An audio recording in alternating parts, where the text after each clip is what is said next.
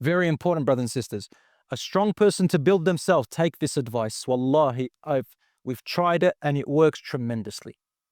A person didn't call, you called a person twice, 3 times, they didn't reply, that's it. Don't keep asking. You knocked on a person's door, they didn't answer. You knew they're inside. They didn't answer. Walk away with your dignity and don't talk about it. This is their right, not yours. Number 6. To be a strong person and build yourself, you need to be able to accept your mistakes and be okay with them. You need to accept your mistakes and be okay with them, completely okay with them. And you need to own your mistakes. That way nobody has control over you. You don't let your mistakes define you either. Someone says you made a mistake, say, oh, thank you. Someone acknowledges something and say, I actually acknowledge it. I once had a conversation on the aeroplane with an elderly man, and he was quite intelligent. And a whole trip for 2 hours, we were talking back and forth. Sometimes he'd make a good point after I had made a point, and I would say, I see. Well, that's a good point. I would acknowledge what I said. But I have a different angle as well. What do you think if this happened or that happened? So that's a good point. What about this one? So we were bouncing off each other. Sometimes I would beat him, sometimes he beat me.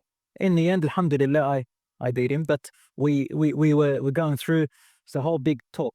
After we finished, there was a man sitting behind us. He gets up and he puts in and goes, please allow me to shake the hands of these 2 gentlemen. Your conversation, he said, I haven't seen a conversation between 2 people like gentlemen in a very long time. Why? Because a gentleman and a strong person, I'm not praising myself, I do make mistakes and sometimes I do fail. We all fail. But the strong person is one who is able to accept that they made a mistake. So what? Watch the stress go off you. Watch how much you'll develop and watch how people will respect you even more. So own your mistakes, acknowledge them, and have no problem with it. Everybody makes mistakes. And this will lead you to forgive yourself as well. Some people have problems forgiving themselves. They can never forgive themselves. Accept that if you have done right by Allah, ask Him to forgive you and know that Allah subhanahu wa ta'ala wipes everything away and you are only human, you make mistakes and you develop and learn. Number 7, very important, brothers and sisters. A strong person to build themselves, take this advice. Wallahi, we've tried it and it works tremendously. Very simple, yet very hard to implement. Rasul sallallahu alaihi wasallam said, "Min husni Islam al-mar'i tarkuhu ma la ya'nih." A person to improve their Islam is to leave that which does not concern them. Don't go into areas that are not your business. Don't ask about things that are not your concern. Don't pry into things that don't concern you. Anything in life, things that don't benefit you are not of your concern. People's problems and people's secrets, don't pry into them. You're not invited, don't ask. A person didn't call, you called a person twice, 3 times, they didn't reply, that's it. Don't keep asking. You knocked on a person's door, they didn't answer. You knew they're inside. They didn't answer. Walk away with your dignity and don't talk about it. This is their right, not yours. And accept that. Allah says in the Quran, وَإِذَا قِيلَ لَكُمْ ارْجِعُوا فَارْجِعُوا. Meaning if you go to visit someone and they tell you, go back, Allah says, فَارْجِعُوا, go back. The right is not yours. Don't sit there talking about and say, I know they're in there and they're this and they're that. This is not your business. Allahu alam what is within there. And that's a high value person. Don't get involved in businesses that are not yours and watch how less stress your life is, how healthier you'll be, how you'll sleep better, how you'll be happier in life, brothers and sisters. Subhanallah.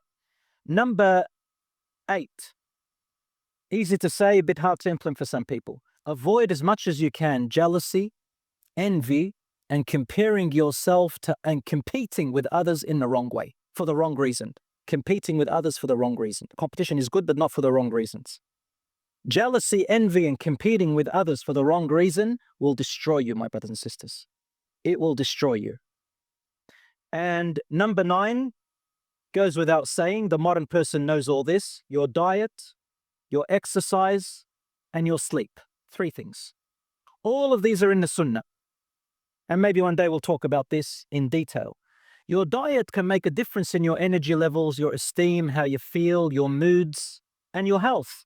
Your exercise. Rasul sallallahu alaihi wasallam used to exercise every day. He used to run. He used to jog. He used to train. One time he even encouraged his wife. He says, let's race. Aisha radiallahu anha. He beat her. She didn't forget it. She says, after a few years, I put on a little bit of weight. The first time let me repeat. Rasul Sallallahu Alaihi Wasallam told her, let's race. And she beat him. She said, a few years later, I put on a little bit of weight. And he said, let's race. This time he beat me.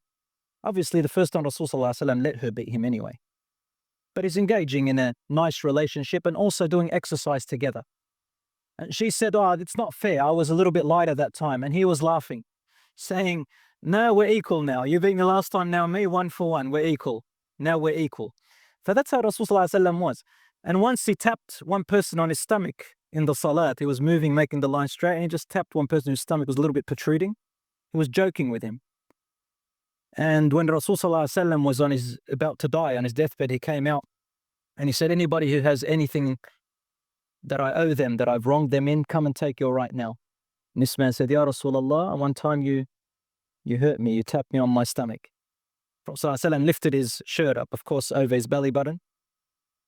And he said, take your revenge. So the man kissed his belly, the Prophet Sallallahu Alaihi Wasallam's stomach. And he said, Ya Rasulullah, I wanted to get the barakah, the blessing of you. And this is the barakah and the blessing of the prophets is established in the Quran and Sunnah. For diet, health, Rasul Sallallahu Alaihi Wasallam told us, if you can, have a third of your stomach for water, a third for air, and a third for water, for food if you can. So, and the way we sleep, monitor your sleep. Some people, they stay up all night and then they sleep late. Even if you get your 10 hours, it's not enough. You need to sleep early and look after your body. And if you can do a qaylula in the daytime, a little siesta, that'll also help. Brothers and sisters, moving to the last one, sticking to your rights and your boundaries. How do you know you have a healthy, strong personality? It's when you know your rights, you know other people's rights, you know your boundaries, and you let people know your boundaries, and you know other people's boundaries, and you don't transgress the boundaries. And in this are relationships that become either sick relationships, toxic relationships, lively relationships, or dead relationships. How? It's got to do with rights and boundaries. A lively relationship is when it's filled with justice, kindness, mercy, giving, forgiving, pardoning, talking, discussing. That's called a lively relationship. Husband and wife, friends, brothers and sisters, all of you. The sickening relationship is when you only do things because you don't want the person to be upset. Oh, I better go, man, but I just don't want to upset them. But you've got priorities. I know, but I don't want to get them upset. That's low self-esteem. There's a polite way of saying, sorry, I can't, and saying no. Don't be a total yes person. The toxic relationship is when people expect you or you expect them to do something that is not their obligation, and you don't give them anything in return. Someone expects you to do an obligation for them, and they don't give you anything in return, and if you don't do it, they will guilt trip you as if it's an obligation. An example, if you have two friends, and you decided to invite one friend to a coffee, the other friend finds out, and let's say the other friend is a toxic type. They'll come and guilt trip you and blame you and put you down and say, why didn't you invite me? You're not a loyal friend. You know, I know. And then you probably talked about me, and then guilt tripping you like as if it was an obligation. No, it wasn't an obligation. Same with relatives, same with parents, same with children. If there are rights and obligations, of course, let me repeat that. When it comes to people you have no choice of having a relationship, like your parents and your siblings, your cousins, you don't work with them on rights and obligations. Rights and obligations between your relatives are only used when things go wrong. When a dispute happens, you go back to whose right is what. But family should be based on kindness, empathy, goodness, sacrifice, and giving up some of your rights. Not all of them, but some of them. Same with the husband and wife. You can't deal with rights, just your right and my right. That's like roommates. Which leads me to something called a dead relationship. A dead relationship is where everyone is indifferent. I don't care if you do it, don't do it. I don't care if you have an obligation or not. I don't care if you love me or not. If you're here, I don't care. I don't realize you're here. If you're gone, I don't ask about you. These are type of relationships you have to end. So brothers and sisters, as you can see, there are lots of qualities. These are the 10 qualities, alhamdulillah. And I end it with this. Some people, will hurt you with words and actions. It's up to you what you want to do and be. You can let those words hurt you and change you, or you can acknowledge and feel sorry for that person and do what the Prophet ﷺ did. Once he was giving out some charities, and one man from the Ansar said hurtful words. He said, Wallahi, he didn't do justice about the Prophet ﷺ. So another companion said, Wallahi, I will tell the Messenger of Allah what you said about it. He went to the Prophet ﷺ and said to him, Ya Rasulullah, this person said this to you in secret.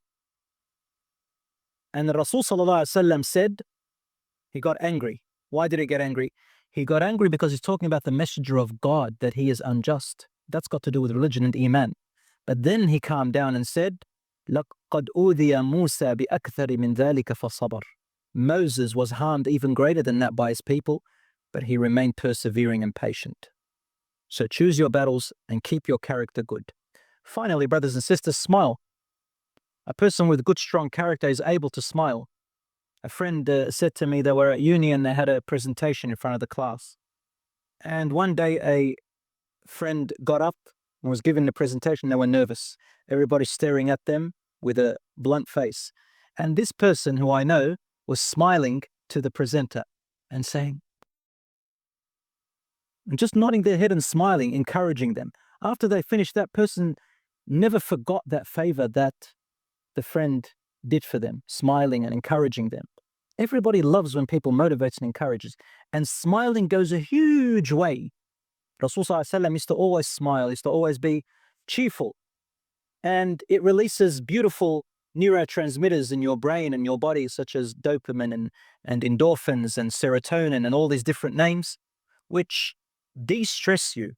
Some of them are antidepressants, some of them give you satisfaction and happiness, and some of them, they build your immune system. Anger, however, 1 minute of anger makes your immune system go down by 4 hours. One moment of happiness and a bit of laughter and smiles build your immune system for 24 hours. So brothers and sisters, this is a strong person, inshaAllah ta'ala. I'm sorry I took long.